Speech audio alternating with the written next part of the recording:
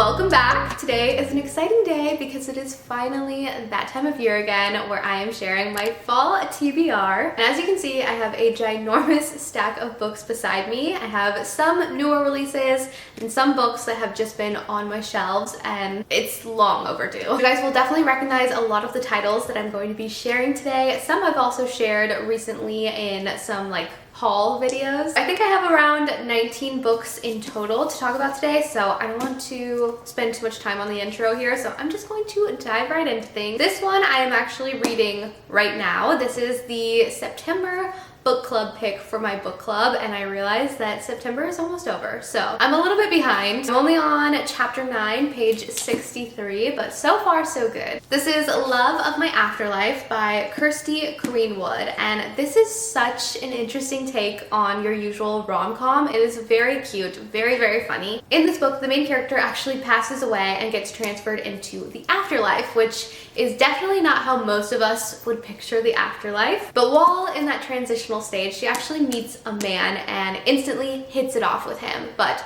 something happens, there's a mix-up of sorts where he ends up not actually being dead and getting sent back down to Earth. But the main character ends up striking a deal of sorts where she gets sent back down to Earth under the stipulation that she must find this man within 10 days. So definitely a very interesting plot line that we have here, but it is so funny so far. It's very, very cute. So I do have high hopes for this one, but I do need to wrap it up before the month is over. Next up, I have The Midnight Feast by Lucy Foley, and this one I have been very excited about. This is her newest release, and I think I've read every other Lucy Foley books, and I will say I like some of them a lot more than others. She's a little bit hit or miss for me. One thing I do really like about her books is that there is always multiple point of views. Like in this one, we have the founder, the husband, the mystery guest, and the kitchen help. All these people are attending the opening weekend of the Manor, which is a luxury resort built on top of old secrets and an ancient forest. Everyone has an agenda, everyone has a past, but not everyone will survive. I feel like it has a really good setup. I do have high hopes for this one, although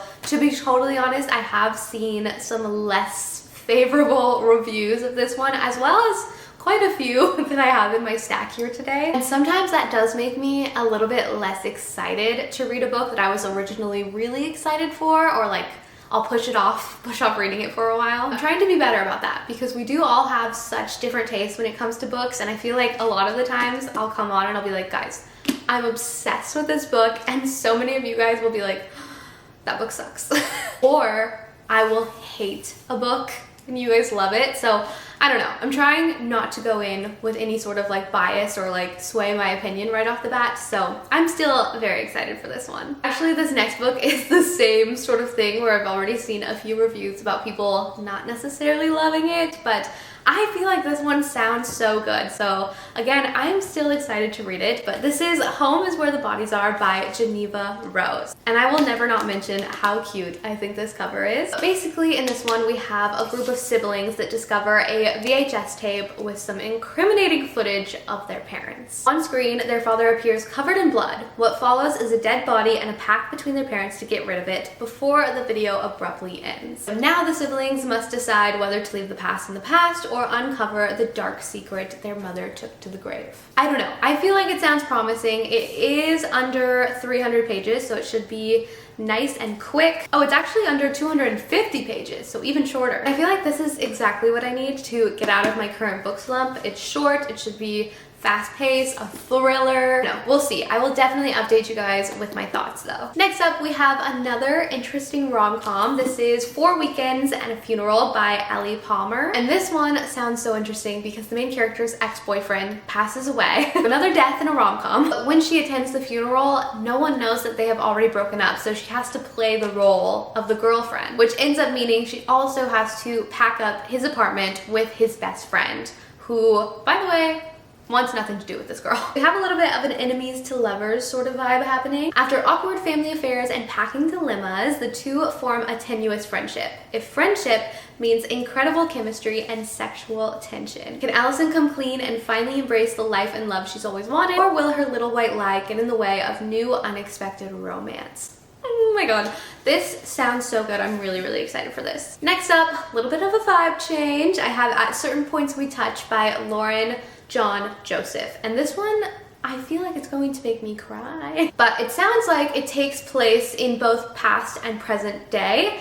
10 years in the past, the narrator falls for a boy named Thomas over the summer before their graduation. Their ensuing affair with its animal intensity and its toxic power play will initiate a dance of repulsion and attraction that will cross years, span continents, and drag in countless victims. Now, in the present day, the narrator is piecing together art, letters, and memories they set about trying to write the story of that doomed affair. So I am definitely intrigued to see how this one pans out. Next, we have Black Sheep by Rachel Harrison, and this one is a horror novel. We have lots of different genres in this stack, so a nice little variety. And this one's described as a cynical 20-something that must confront her unconventional family's dark secrets. One of the little blurbs on the back actually describes it as The Princess Diaries meets Dante's Inferno. So, say less. I'm in.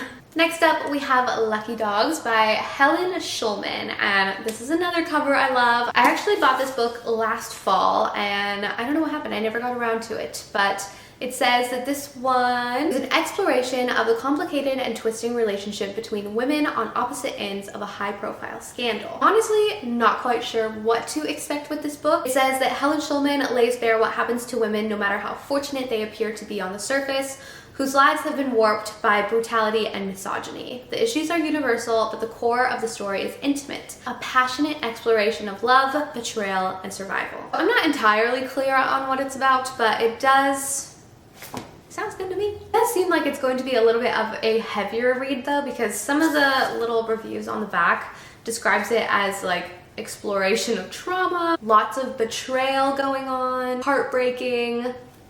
I don't know. This one might make me cry too. This next one, I feel like I have talked about so many times for some reason. Have I? I don't know. I know for sure I talked about this in a recent haul video, but I don't know when else I would have mentioned this book. Either way, I do feel like it's also been sitting on my shelf for a while, and I am actually very excited to read this one because it does sound like the sweetest read ever. It's about two close friends from high school that kind of agree that their lives are going to stay the same even though one is going off to the military and one's going off to school. But of course, everything ends up changing and they end up reuniting like 14-ish years later. It says that Slow Dance, I didn't even say what the book was called.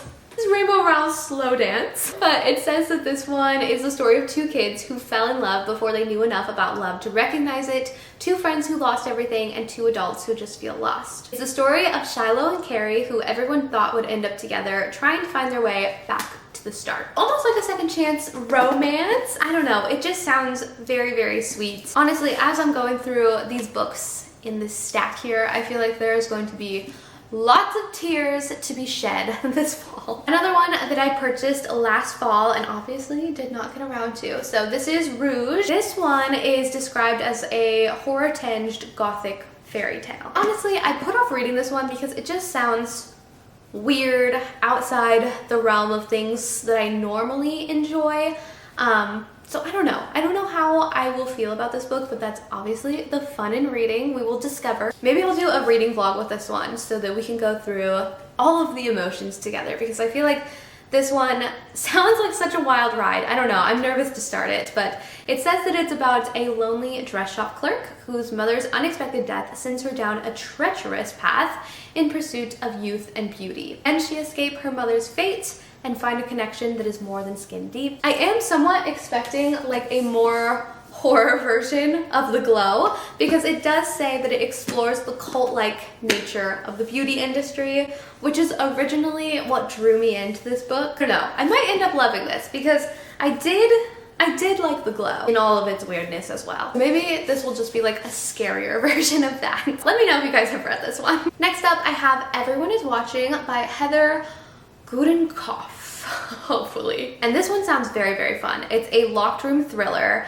about a mysterious high-stakes game that ends up being life threatening. We have the best friend, the confidant, the senator, the boyfriend, and the executive. All 5 of these contestants have been chosen to compete for $10 million on the game show One Lucky Winner. The catch is that none of them knows what or who to expect, and it will be live streamed all over the world. It sounds like it's going to be a very fast-paced, crazy sort of read. It's just a little bit over 300 pages, and the little blurb on the front here says it's like Big Brother meets Clue, which sounds like such a fun time. Then we have Mad Woman by Chelsea Beaker. It says in this one that the main character has gone to extremes to keep her past a secret, and I do always love a book about the characters or full-on families outrunning secrets of their past, or like having secrets like outside they have a perfect life and inside not so much, which is clearly a theme in a lot of these books that I have in this stack that I've talked about already, and a few more in this little pile behind me. It's always a favorite of mine. I love to uncover a little bit of a mystery. But in this one, the main character, she's a mother, she's a wife, but one day she receives a letter from a women's prison in California, and her past comes screeching into the present. She's forced to finally unravel the defining day of her life. How did she survive that day, and what will it take to end the cycle of violence? I can't wait to find out what the big secret is. This next one sounds like the perfect spooky October read. This is Sleep Tight by J.H. Marquardt. I don't know. This one is a horror thriller in the same vein as The Black Phone, which was spooky, and The Whisper Man, which I have not seen or read, if it's a book. Movies are always books first. A book says The Whisper Man is about a father and son caught in the crosshairs of an investigation to catch a serial killer preying on a small town. And this book is about the sole survivor of a serial killer that might hold the key to stopping a new spree of murders. This one definitely sounds like a really, really good October read. This next book is another one that I feel like I've talked about a lot lately, and I don't know if I actually have, or if I've just seen this book a lot lately. This is House of Glass by Sarah Pekkanen, another story about a family with dark secrets. I've heard a lot of really great things about this book so far. It was super popular this past summer, so I'm excited to finally get into it. Next is one that has been on my bookshelf for quite some time, and I do believe that this one actually takes place in the summer in Tokyo, but it sounds like such a cozy read. I feel like this will be perfect for fall. Obviously, it is very teeny tiny, very short, a very quick read. This one's about a little cafe in the back alley of Tokyo, and the local legend says that this shop offers something else besides coffee: the chance to travel back in time. So it says, over the course of one summer, 4 customers visit the cafe in hopes of making that journey. But time travel isn't so simple, and there are rules that must be followed. Most important, the trip can only last as long as it takes for the coffee to get cold. I just realized I also did not mention what this book is called either, but I'm sure you guys recognize this one. This is Before the Coffee Gets Cold, and it's just, it's so cute. Next, I have You Seen Her by Catherine Mackenzie. And you guys will never guess, but this one is also about the main character outrunning their past. Equipped with a burner phone and a new job, Cassie Peters has left her secretive life in New York for refuge in her hometown. There, she begins working again with the search and rescue, where a case she handled a decade ago continues to haunt her. She quickly falls into old patterns, joining a group of fellow seasonal workers that include Petal, a young woman living in a trailer with her much older girlfriend, such a funny detail to add, and Jada, a recent college graduate on a cross-country road trip with her boyfriend, documenting their journey on Instagram. When these 3 women cross paths, Cassie's past catches up with her, and the shocking consequences ripple out far beyond the park. Clearly, right up my alley. Oh my gosh, our stack is finally dwindling. Oh Lord. This book, this book has been on, I feel like, several of my fall TBRs. Maybe it was just last year's fall TBR, but clearly I still have not read it, and it seems so daunting. It's over 600 pages. Obviously, I have not been doing as much reading as like last year, for example. I don't know. I'm having a tough time reading 250 page books right now. So a 600 something page book, I'm terrified. I have heard so many amazing things about this book. This is The Most Fun We Ever Had by Claire Lombardo, but I don't know, guys. I don't know if I will actually check this book off my TBR. You guys have to convince me that it is worth it, that it is worth the time and all of the 5 million pages. Next up, I have Never Lie by Frida McFadden, and I've mentioned to you guys a million times that Frida McFadden books usually help me get out of a reading slump, just because the writing style is very simple. It's usually very fast-paced. Most of the storylines are pretty mindless, like you don't have to pay too close attention. So usually they are very good for a reading slump, but I will say that the last few Frida McFadden books I've read, I did not enjoy very much. So I'm a little bit nervous to start this one. Maybe not nervous. Nervous isn't the right word, but just like not super excited to get into this one because I don't know what I'm getting into here, but it does sound promising. About a newlywed couple that's searching for the house of their dreams. They think they found it when they visit the remote manor. Big mistake. That previously belonged to a renowned psychiatrist who vanished without a trace years ago. During a winter storm that ends up trapping them in the estate, they stumble upon a collection of audio transcripts from that psychiatrist's past sessions with patients. They listen to the cassette tapes, they learn about the terrifying chain of events leading up to the doctor's mysterious disappearance. But see, it does definitely sound good. It has some promise here. I'll be sure to update you guys on my thoughts with this one as well. Next up, I have Brutes by Diz Tate, which I have been so looking forward to this one. It sounds so good. It's described as the Virgin Suicides meets the Florida Project. It's about a gang of 13-year-old girls, which is already so spooky, obsessively orbits around the local preacher's daughter, Sammy, who's mesmerizing and older. Suddenly, Sammy goes missing, and watching from a distance, they edge ever closer to discovering a dark secret about their fame-hungry town and the cruel cost of a ticket out. What they will see will continue to haunt them for the rest of their lives. Another one under 300 pages, lots of like shorter reads in this stack, which I did not do on purpose, but I am glad that it worked out that way because maybe I will actually finish them. Finally, the very last book. This one is actually a memoir. This is Men Have Called Her Crazy by Anna Marie Tendler. And this one just sounds so interesting to me. I do think that this is going to be quite a heavier read, as it is detailing obviously her real life and her real experience. It goes over her time in a psychiatric hospital following a year of crippling anxiety, depression, and self-harm. So definitely a big trigger warning for this book. It recounts her hospital experience as well as pivotal moments in her life that preceded that experience and followed, so her time after as well. It sounds like a very insightful read, and I just feel like some of her experiences are really going to resonate with me. But it also details the unreasonable expectations and pressures that women face in the 21st century. So I think a lot of us will be able to relate to pieces of her story. But that is the last one. There are so many amazing books in this stack that I am eager to get into. I'm a little bit nervous. It does feel daunting to tackle this big old book stack, especially because I just have not been reading as often as I would like to be. That wraps up my fall TBR. Let me know if you guys have read any of the books in this stack. I'm sure you guys have. A lot of these are very popular titles. Be sure to tell me your thoughts and if there is any in this pile that I should start off with right away. Like I mentioned earlier, there is a good mix of genres in here, so I think that's kind of what I need since I've had some like book burnout lately. I need some variety, but usually a good thriller can kind of help me get out of a big slump, so